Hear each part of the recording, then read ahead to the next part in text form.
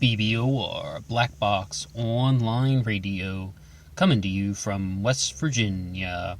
Well, it is now October 30th, and it is the day before Halloween. We have a whole lot of clouds in the sky. Normally I'm not a fan of that, but I think it's kind of fitting for the time close to Halloween, because always reminiscent of John Carpenter, 1978 and all that. But this is not only a time that we think about Halloween, because on October 30th, over the past few years, I've been associating this as just the anniversary of the murder of Cheri Jo Bates, all the way back to Riverside, California, 1966. This is now 2019, should be the 53rd anniversary of the murder of Cheri Jo Bates. And this is one that we've covered on the channel before, but this is just a total anniversary update about some things that have gone on, and just some of the other materials out there, and just kind of having a little bit of a discussion about this. And not only the big question that everybody is always wondering about the murder of Cheri Jo Bates, was this a killing of the Zodiac, or was this something else? And just what really happened to her. Once again, like most things on this channel, this is geared toward people who are somewhat familiar with the case, so we can just get right into the heart and soul of the discussion. So, of course, Cheri Jo Bates was murdered on October 30th, 1966, sometime in the late evening. We think around close to 10:15 or 10:30 p.m., but her body was found in an alleyway on Halloween morning, October 31st. And there are a variety of theories out there right now. Like, the biggest one is that this was a single attacker, that she was coming out of the library, and that somebody attacked her while she was trying to get to her car. Cheri Jo Bates drove sort of a kind of a lime green colored Volkswagen Bug, and the engine had been disabled, and she tried to put her keys in the car and it wouldn't start. And I believe the door was actually found ajar when they examined her car. Both of the windows had either been rolled down completely, and one of them was, I believe, only partially down, but it's possible that one window had been rolled down completely, and we do have a very nice photo of that available online of Cheri Jo Bates's Volkswagen Bug, once again in that lime green color. And the biggest theory is that she was just attacked by somebody while she was coming out of the library late at night, dragged to an alleyway where she was beaten and murdered. This was a very vicious attack. I mean, lots and lots of things were going on. In terms of someone is stabbing her with a rather short-bladed knife. I believe they said the blade was only 4.5 inches long, which, in terms of people who carry knives, that's not the most threatening weapon in the world, but apparently it did a lot of damage. Multiple stab wounds to the arms and legs, as well as being slashed multiple times across the neck. When I did the most recent upload on Cheri Jo Bates, the source that I had for that one was saying that she was slashed across her face, but this says that she had 3 slash wounds across her jugular vein, and that's one of the big things that led to her death. A very vicious and brutal attack. But some of the other theories that we had found on the internet came sort of in a completely different way. Cheri Jo Bates was murdered on October 30th, right? In 1966, October 30th fell on a Sunday. So the library at Riverside, RCC, right, had some different hours. It was only open from 6 p.m. in the evening and onward. And they believe that the kind of sort of alternative theory is that Cheri Jo Bates drove to the library, but she didn't actually make it in. That she was abducted in the parking lot, and then she was taken to a different location and held sort of, for a period of time. And then from that point onward, a woman actually went into the library using Cheri Jo Bates's ID card, checked out 3 library books, put them on the seat of her car, and then they returned later on and dumped her body in an alleyway. That's like an abduction theory. The reason why they say this is, only one person can state that he saw Cheri Jo Bates in the library on the night that she was murdered.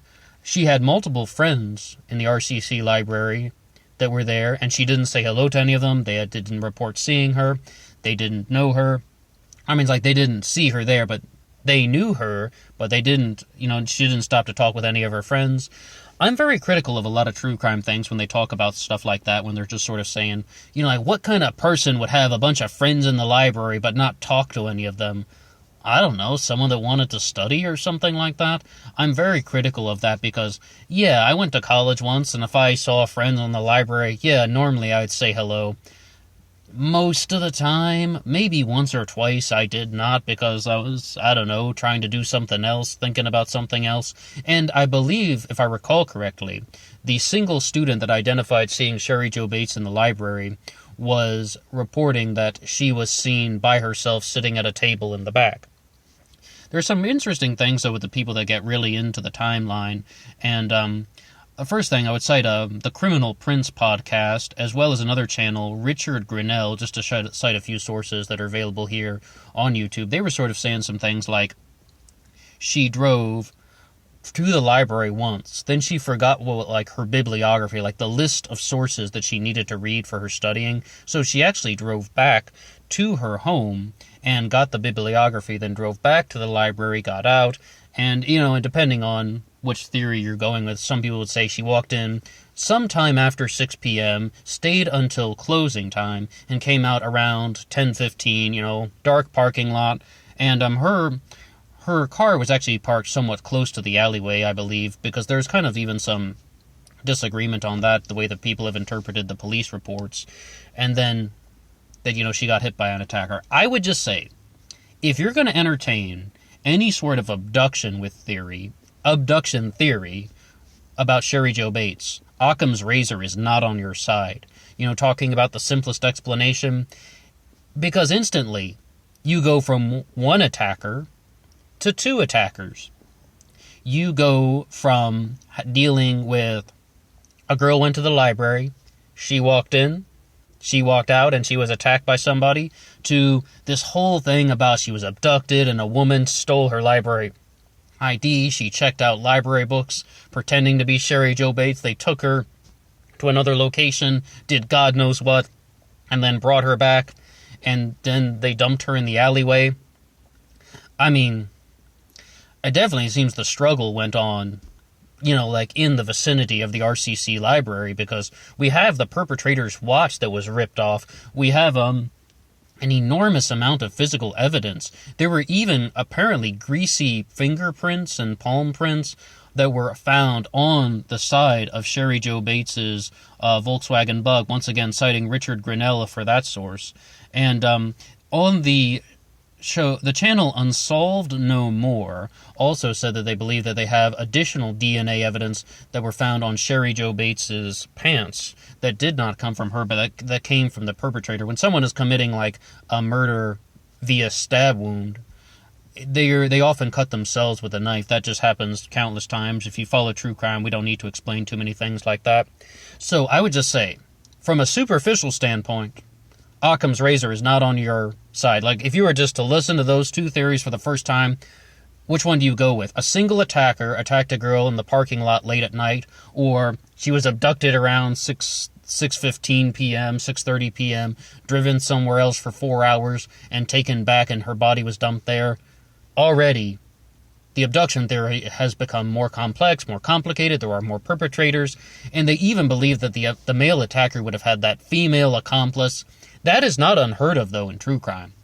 To give a bit of counterbalance, I mean, those types of things do exist. Like, women do kind of work for men, just finding victims. I'm not even sure all the reasons. I think the show was called, it was a special they did called, like, Sex in the Suburbs or something like that, about how a girl was lured to, like, a place where she was gang raped by a female student her age. I even know someone personally who became the victim of rape because a girl lured her to the rapist. It's like, this stuff does happen, and it shouldn't be dismissed in its entirety. And it does stand as somewhat of a legitimate theory. All I said is it's a little bit more complicated, going from one perpetrator to two perpetrators, going from an attack and murder to abduction and murder. It's becoming more complex. But now, we also have the possibility that this was indeed just one perpetrator, and he was the Zodiac killer. the Zodiac did claim responsibility for it, and there are a couple things, a couple pieces of evidence that they have where that is. One of them is a letter that was written simply stating, Bates had to die. There will be more. And this is signed with a Z. Like, the Z has a very distinct squiggle at the top. Very distinct shape. But the more famous thing is the Riverside Confession letter, which states that, and I'll just read it off here, she was young and beautiful, but now she is battered and dead. She is not the first victim, and she will not be the last. I lay awake at night, thinking about my next victim. Maybe she will be the beautiful blonde that babysits near the little store and walks down the dark alley each evening at about 7. Or maybe she will be the shapely, blue-eyed brunette that said no when I asked her for a date in high school. But maybe it will be neither. But I shall cut it off. I shall cut off her female parts and deposit them for the whole city to see. So don't make it easy for me. Keep your sisters, daughters, and wives off the streets and alleys. Miss Bates was stupid. She went to the slaughter like a lamb. She did not put up a struggle. But I did. It was a ball. I first pulled the middle wire from the distributor, talking about the car, that is. Then I waited for her in the library and followed her out after about 2 minutes. The battery must have been dead by then. I then offered my help, and she was very willing to talk to me. I told her that my car was down the street, and I would give her a lift home. When we were away from the library walking, I said it was about time. She asked me, about time for what? I said it was about time for her to die.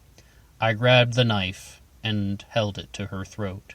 Okay, so that's some of it there, but what I would say about that is that the Criminal Prince podcast was talking about this one, and they said that they thought there are a lot of similarities to that in the Zodiac. But one of the things is, when this letter was mailed, it was written on a typewriter, and almost always in the past, the Zodiac killer wrote letters by handwriting. Now, I can only imagine somebody like Thomas Henry Horan, who promotes the Zodiac killer hoax theory, that he would say something that it was probably written by Robert Graysmith, pretending to be the Zodiac killer, and because Hal Snook wasn't available or something like that. And the letter does continue, but I think we covered the major part there. What I would say, though, is that someone else has pointed out, and I think it might have been on Richard Grinnell's channel when he was saying that every single piece of information there was available to the public at the time, and this is something else that we've seen with other cases. People study up on true crime cases, and they make false confessions. They learn about these things that are publicly available, and they provide false information to the police, and things were mailed to the investigators, to newspapers, and to Cheri Jo Bates' father about this murder. So it's like, was this genuine Zodiac activity?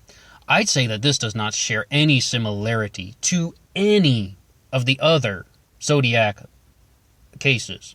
So many things with the Zodiac killer were just like clean, flawless, in and out, gunshots, and then the Zodiac disappeared. Lake Herman Road was like that.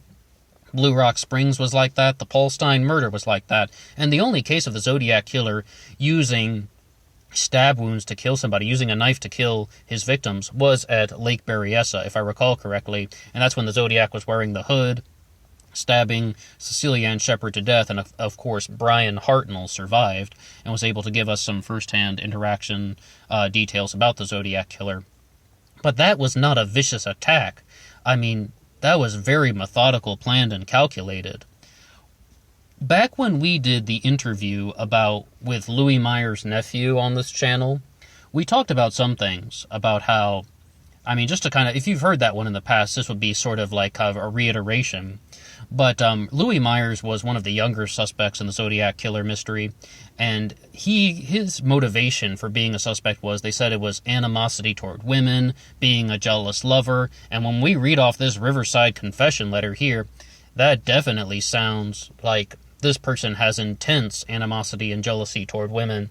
But like what Louis Meyer's nephew told me was that I had forgotten the biggest point in the kind of Louis Myers case.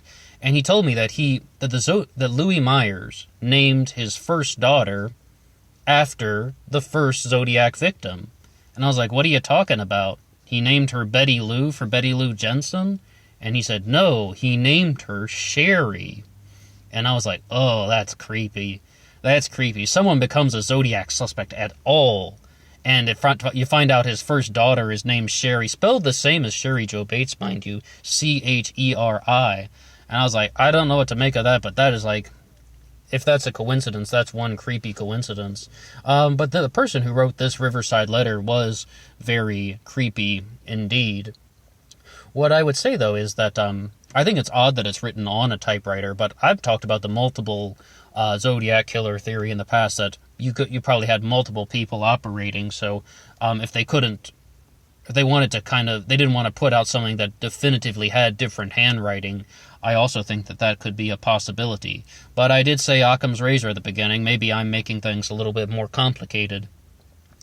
So when it comes to the murder of Cheri Jo Bates, though, I mean, is this something, though, that people might be trying to make more complex than they should? Is this just the case of a girl who went to the library at around 6 o'clock or 6:15, and then she was in there for maybe 4 hours doing her schoolwork, studying, and then she comes out very late at night at an unsafe time and got attacked in the dark? Maybe that's what happened. Was it the Zodiac killer? I definitely do not see the similarities in the physical evidence to the Zodiac. And also, the watch that she ripped off, though, if that had been a Zodiac watch, I mean, I probably would be believing that 100%, but that was not a Zodiac watch, and the Criminal Prince talked about that one as well. A thing, though, to say about this is, when I was listening to Mark Hewitt recently talk about the Zodiac killer, he mentioned that if Cheri Jo Bates is a Zodiac victim, that we do have a very interesting pattern of behavior in the Zodiac case, where it would be like the first murder happening in 1966. Then the second murder happening December 20th, 1968 at Lake Herman Road. That's like 24 months. I mean, I'm not a math person. I think that's 24, right? Like, because October of 66 to December of 68, that's like 24 months. That's over 2 years. Then the time frame slowly gets smaller. To Lake Herman Road to Blue Rock Springs, 7 months. So the increments are slowly getting smaller. Then you have Blue Rock Springs to Lake Berryessa, only 2 months apart. And then Lake Berryessa to the Paulstein murder in Presidio Heights, 2 weeks apart. The gaps started out very wide, and then they get very small, and then perhaps the Zodiac activity ceased after that, unless you entertain the Kathleen Johns incident. So what I would say about this is that that could be one of the patterns there. And I began to think, is there something mathematical that's lining that up? Maybe like the Nautilus or the Fibonacci sequence? I tried a few calculations, but then I was just like, I've gone down this road before, trying to use numbers to explain the Zodiac dates in a particular way. And it just didn't really, I don't really know if there's something there. I just think it's a very interesting observation, whether you include Cheri Jo Bates in the Zodiac mystery or not, that you have these very large gaps in between the incidents of Zodiac activity, and then they get smaller and smaller as you get to like the real kind of culmination with the Paulstein murder. But of course the letters and the ciphers did continue after the Paulstein murder, but you want to talk very specifically about the Zodiac murders. It really seems like it ended on October 11th of 1969. And it's really hard to believe it's been 53 years since Cheri Jo Bates, 50 years since 1969, and it doesn't seem like there are any arrests that are going to be made. The police, though, did pick up one person, a former ex-boyfriend of Cheri Jo Bates, and they were talking about this one as well, and it's like Tom Voigt actually used him as a major suspect in the murder of Cheri Jo Bates. I mean, like, he went public with this guy. His name was like Bob Barker's, drawing a blank on it, but it turns out he was exonerated because of DNA evidence. Excuse me for drawing a blank on his name. But one of the things is people, and this is the comment section now, are saying that Tom Voigt is just trying to keep the Zodiac case alive long as possible because it is profitable for him. Maybe yes, maybe no. If you've heard anything I've said in the past, I am not a big fan of Tom Voigt. Once again, I think he gets gets sort of kind of problematic when it comes to the details, and maybe he sort of puts out inaccurate information, possibly on purpose, possibly not, and he kind of pushes suspects that maybe are not as likely as they should be. And once again, that makes it not about the truth. That means, once again, that's just about running a website and trying to get people to go on wild goose chases and such. But when we're going to look at the murder of Cheri Jo Bates, it is a real tragedy, and that's all we can really say about it. And whoever did this was a sick and disgusting individual. Whoever wrote this letter, this Riverside Confession, was a sick and disgusting individual. Even just Bates had to die. There will be more. There's just a lot of nastiness and cruelty in the world, and it's very shameful. Some notes, though, that a lot of people have been kind of stressing out about why was Cheri Jo Bates, like, driving her car with the windows down and the door open ajar. I think is probably she left kind of in a hurry away with either the abductor or the attacker. But apparently, according to Richard Grinnell, in like California on October 30th, they went back and looked up the forecast.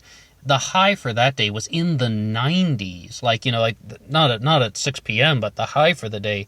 And that shocks me. I'm a West Virginian, as I said at the beginning, so I guess California can get hot that time of year. So it was totally normal for her to keep the windows down, so the car would have been hot all day. I mean, that was just a normal thing. So even if they find one window down completely, the other down partially, I mean, this was very deliberate. Someone was targeting Cheri Jo Bates. It could just be because she was an attractive woman. I mean, it's very likely those types of things happen. But there could also be something a little bit more personal. I don't think, though, there's so much physical evidence, and you really got to wonder, where did they go wrong? I mean, they have DNA. It seems like they possibly have fingerprints and palm prints. They have the perpetrator's watch, which should also have an enormous amount of evidence as well, possibly even blood from the perpetrator. So much evidence in the case of Cheri Jo Bates. But I would just ask the challenge question. What theory do you think sounds more likely? The attacker theory, a single attacker targeting her late at night, or the abduction theory, where a man and a woman kind of lured her into a vehicle and they drove her somewhere else and then they dumped her body in the alleyway? The attacker theory or the abduction theory? What do you think? And the most pressing question, do you believe that the murder of Cheri Jo Bates was Zodiac activity? That's all for me now. Once again, I would like to thank the Criminal Prince podcast, the channel Unsolved No More, Richard Grinnell's channel, and in the past I did Zodiac Killer Identified. That was more when we talked about Cheri Jo Bates last year. I was talking about that one. And I would just like to say we are on the verge of Halloween, so everybody have a good holiday. Early happy Halloween, and until next time.